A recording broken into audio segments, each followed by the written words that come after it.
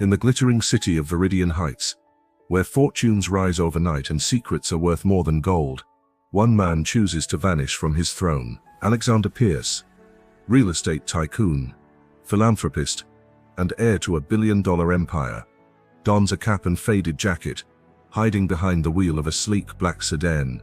His mission isn't business, it's personal. He's engaged to the woman of his dreams, but something feels off. Whispers of betrayal, shadows in her smile. Alexander Pierce had built his fortune brick by brick, deal by deal, until his name alone commanded respect in the skyscraper-lined streets of Viridian Heights. His towers reached the clouds, his investments stretched across continents, and his face was as familiar in the business magazines as it was in the charity galas. But for all his calculated precision in the corporate world, his personal life was a far less predictable blueprint, especially now. In just 3 weeks, he was supposed to marry Evelyn Hart. She was radiant, sophisticated, the kind of woman whose presence turned heads and silenced conversations. From their first meeting, she had seemed untouched by the cynicism of the elite world. She made him laugh when others only talked business. She looked at him like a man, not a billionaire. Or so he thought. Then came the whispers. They began as casual remarks from friends. Someone had seen her at the Royal Club with people she'd never mentioned to Alex. Someone else claimed they'd overheard her in a hushed argument outside a jeweler's. Alex dismissed them at first. In the upper circles, gossip was a currency almost as valuable as cash. But the unease grew sharper when one night, after she left his penthouse, a message pinged his phone, meant for someone else. Everything's on track. He doesn't suspect a thing. Alex stared at the glowing words for a long time, his heart pounding in his ears. He told himself there could be a logical explanation, yet a shadow had settled over his thoughts. If there was truth to the rumors, confronting her now could drive her deeper into secrecy. He needed to see the truth with his own eyes, through a trusted investigator. Alex learned that Evelyn's family had recently hired a personal chauffeur, a man named Carter Holt. The name meant nothing to him, but Carter's schedule did. Every day, Carter ferried Evelyn to charity luncheons, private fittings, unlisted addresses. That was the opening Alex needed. The meeting with Carter happened in a quiet corner of a parking garage. Carter was a wiry man in his 40s, with thinning hair and a sharp gaze. When Alex explained his proposal, a full month's salary in exchange for disappearing for a few weeks, Carter's skepticism dissolved into interest. By the end of the conversation, Carter had handed over the uniform and access codes for Evelyn's car. The following morning, Alex stood before his mirror in the penthouse, no longer the polished CEO. The navy cap cast a shadow over his features, the tailored suit replaced with a crisp chauffeur's jacket. Dark aviator sunglasses hid the familiar green eyes. Evelyn had often said she could read like a book. For the first time in years, Alexander Pierce was anonymous. The role demanded more than just a change of clothes. It required a shift in presence. He had to be invisible, attentive, but silent. The kind of person rich clients looked past without seeing. That first day behind the wheel was surreal. The Bentley purred beneath his hands as he drove to the Hart family estate. Evelyn emerged in a flowing cream dress, her hair pinned perfectly.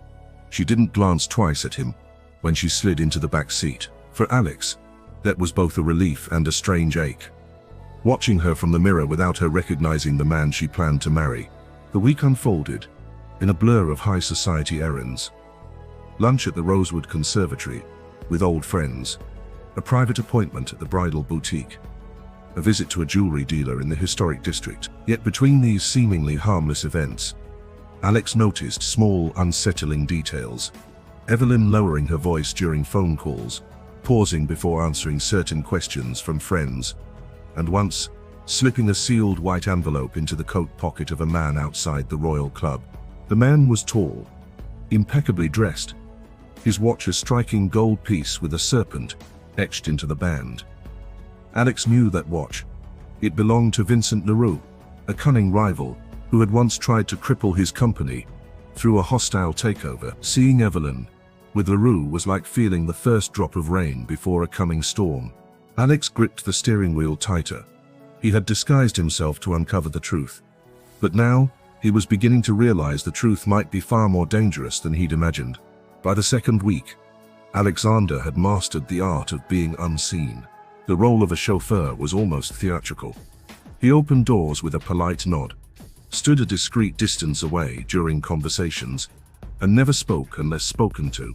It was remarkable how quickly the wealthy learned to ignore someone they considered the help, and that invisibility became his greatest weapon. From the driver's seat, he became a silent collector of moments. Through the reflection of the rearview mirror, he caught fleeting expressions. Evelyn didn't show him in their private life anxiety that tightened her jaw, a distant stare when she thought no one was watching, a faint tremble in her fingers as she scrolled through her phone. The conversations he overheard were rarely complete. They came in fragments, puzzle pieces that didn't yet fit together. "The deadline is close," she whispered into her phone one morning, her voice sharp. A pause. "No, he still doesn't know. Stop calling me during the day." It wasn't just the secrecy, it was the way her tone hardened when she spoke to this mystery contact, as if she were shouldering a weight she couldn't share. One Thursday, Evelyn asked him to drive to the old waterfront. The air was heavy with the scent of salt and rust as he pulled the Bentley into the shadow of an abandoned warehouse. "I'll just be a few minutes," she said lightly, stepping out with her purse. Through the tinted glass, Alex watched her walk toward the far side of the dock. A black Mercedes was parked there, and leaning against it was Vincent LaRue. His sharp suit was immaculate, his serpent-etched watch gleaming in the late afternoon sun. Alex lowered the window, just enough to catch fragments of their exchange.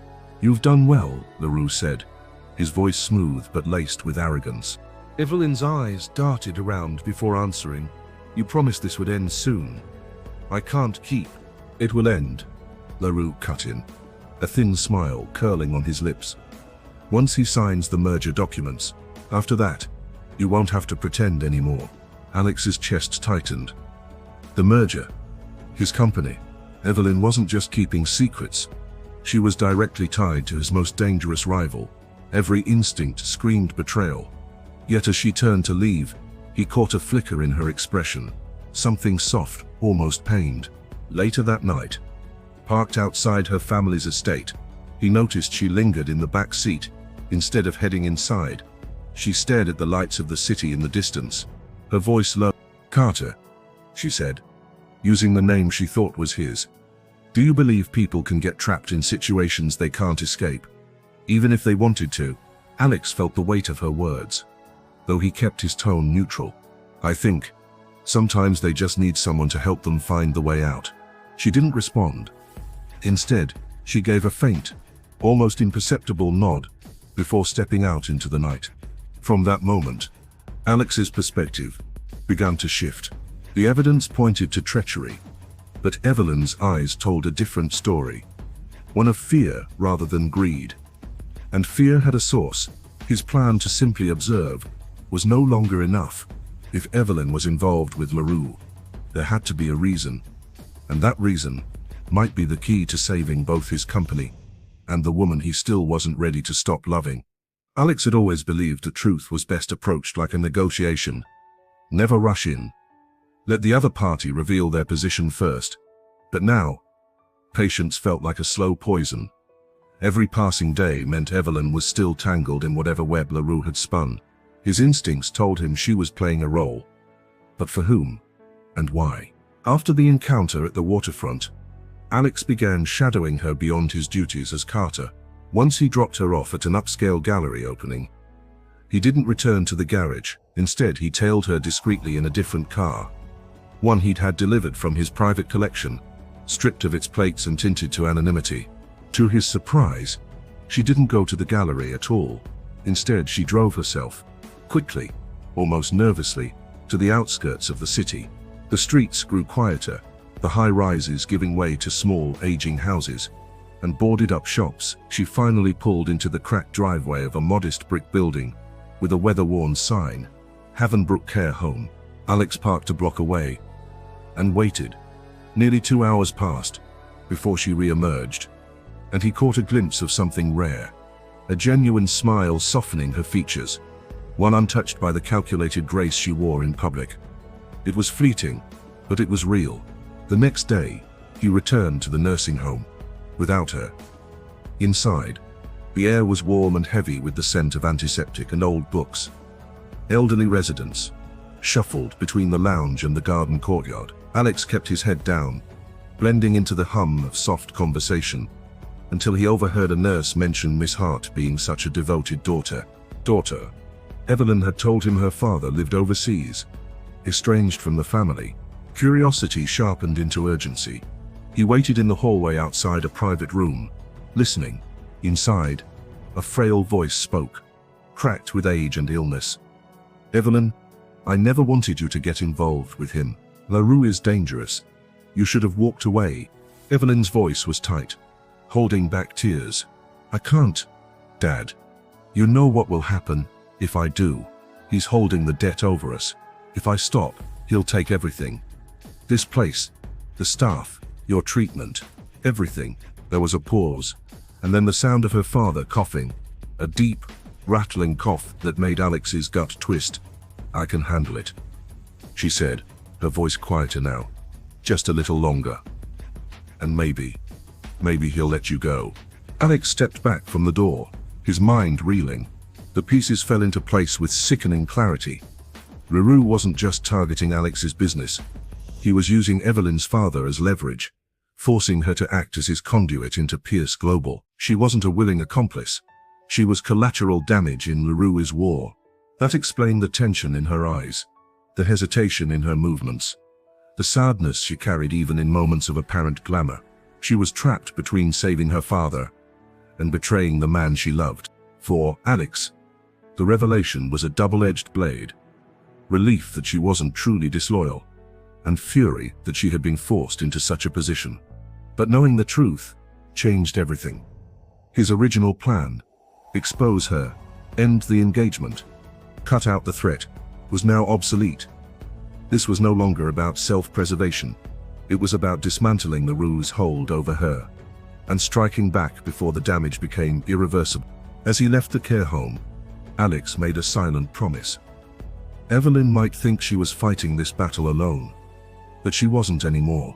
LaRue had crossed the line from corporate rival to personal enemy, and Alexander Pierce didn't lose personal battles. The morning of the wedding dawned with the kind of perfection that belonged in magazines, sunlight spilling over the glass towers of Viridian Heights, the streets lined with white floral arrangements, and the city's elite gathering at the cathedral, like characters in a royal drama. But Alexander Pierce wasn't thinking about the ceremony. He was thinking about the war he was about to start.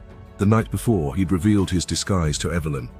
She had stared at him as if the ground had been pulled from under her feet. You were the driver," she whispered, her voice trembling. "I had to know," Alex replied evenly. "But I also know you didn't want any of this. LaRue forced your hand. Now we end it, together."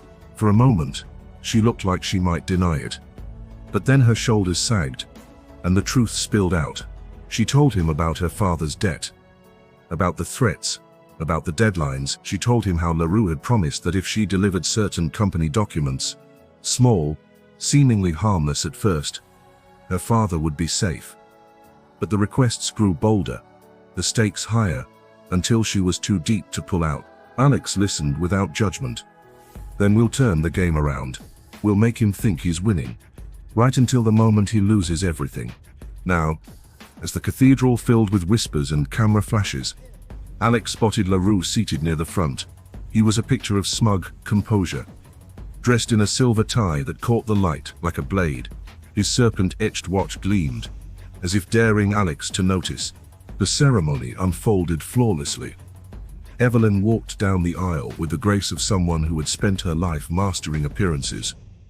They exchanged vows, her steady, his deliberate, and finally, the officiant laid the marriage license on the table for them to sign. That was when Alex struck. Before the pen touched paper, he turned to LaRue. "Vincent," he said, his voice carrying across the hushed cathedral, "there's something you should see before we make this official." A ripple of confusion passed through the crowd. LaRue's smirk faltered as Alex gestured to Evelyn. She reached into her bouquet and withdrew a slim leather folder. Inside were documents. Not the merger contracts Leroux had been expecting, but detailed evidence of his illegal acquisitions, fraudulent shell companies, and bribery payments.